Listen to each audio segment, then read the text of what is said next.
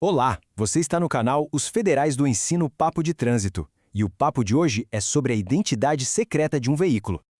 Bora mergulhar de cabeça na Resolução 968 do CONTRAN e entender de vez todos aqueles números que identificam um veículo. Pensa que é tipo a certidão de nascimento, o RG e o CPF do carro, tudo junto, sabe? E o mais importante de todos e estrela do show é o VIN, ou número de identificação do veículo. São 17 caracteres que fazem com que cada carro seja literalmente único no mundo. Não existe um igual ao outro. Ok, então vamos lá. Como é que essa sopa de letrinhas e números, esses 17 caracteres, contam a história de um veículo? Vamos desvendar isso agora. Então, esse VIN é dividido em 3 partes bem definidas, como manda o artigo 3 da resolução. Olha só, os 3 primeiros caracteres formam o WMI. É ele que diz pra gente quem fabricou o carro, em qual país. Já os 6 seguintes são o VDS, que é basicamente a descrição do veículo, o modelo, o motor, o tipo de carroceria. E para fechar, os últimos 8 caracteres são o VIS. Esse é o número de série, o que torna aquele carro específico diferente de todos os outros produzidos na mesma linha. Mas agora vem a parte mais legal. A identidade do veículo vai muito além do número do chassi. O artigo 4 da resolução exige um monte de outras marcações.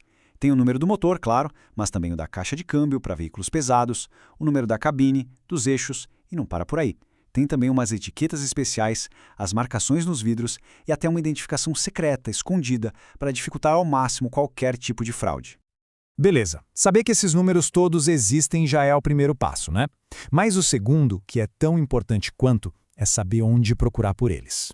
Então bora fazer um tour pelo veículo para encontrar essas marcações. A marcação principal, a gravação do VIN no chassi, tem um lugar de destaque.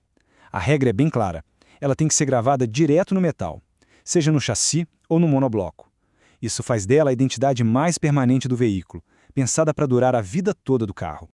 E olha só como as regras para essa gravação são rigorosas. O artigo 5 define tudo nos mínimos detalhes. Tem que ser do lado direito do chassi, com a profundidade mínima para não apagar com o tempo. Para cada tipo de veículo, como motos ou reboques, tem um local específico. E o mais importante, é proibido cobrir essa marcação com qualquer película. Tudo isso para garantir que a identidade principal do veículo esteja sempre lá, intacta e visível. Agora, vamos para o coração do veículo, o motor. Ele também tem sua própria identidade, sua própria numeração, e a lei exige que esse número seja não só claro, mas principalmente fácil de achar. De acordo com o artigo 7, a palavra-chave aqui é acesso. A numeração tem que estar gravada direto no bloco do motor, num lugar que um agente de fiscalização consiga ver sem precisar ser um mecânico e desmontar metade do carro. Se o acesso for muito difícil, aí o fabricante tem que colocar uma etiqueta especial que se destrói se tentarem tirar, com o mesmo número, bem ali no cofre do motor. A estratégia de identificação é bem inteligente porque ela espalha as marcações por todo o veículo. Não é só no metal pesado do chassi ou do motor, não. A identidade também está gravada nos vidros e colada em etiquetas de segurança, criando várias camadas de proteção.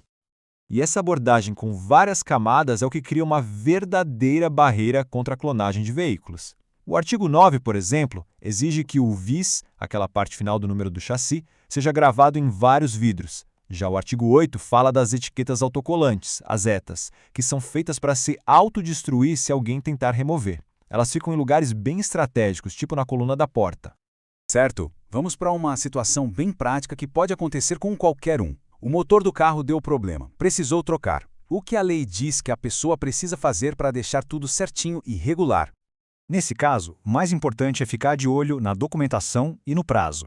O artigo 27 dá um prazo de 60 dias para apresentar o veículo no Detran depois da troca. E é obrigatório levar a nota fiscal do motor novo com todos os detalhes, marca, potência e, claro, o número de identificação. Sem isso, o veículo fica irregular. Mas, e se a numeração for danificada? Por causa de ferrugem, num acidente ou até por uma tentativa de adulteração? O que fazer?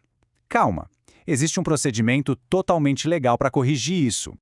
O processo de regravação que está lá no artigo 14 é super controlado, não é bagunça não. Primeiro, tem que pedir uma autorização para o Detran. Depois, só uma empresa credenciada pode fazer o serviço. A marcação antiga é invalidada e a nova gravação é feita em outro lugar, com o número original e a letra R de regravado no final.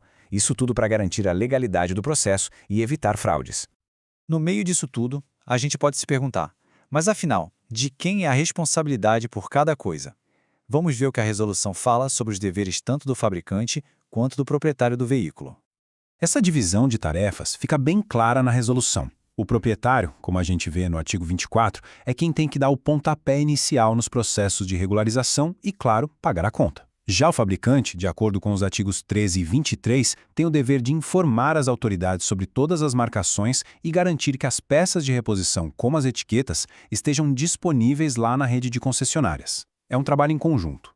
Bom, com tudo isso que a gente conversou, fica uma pergunta no ar, uma reflexão. Quem tem um veículo já parou para conferir a fundo a identidade dele? Verificar se todas as marcações estão lá, corretas, legíveis?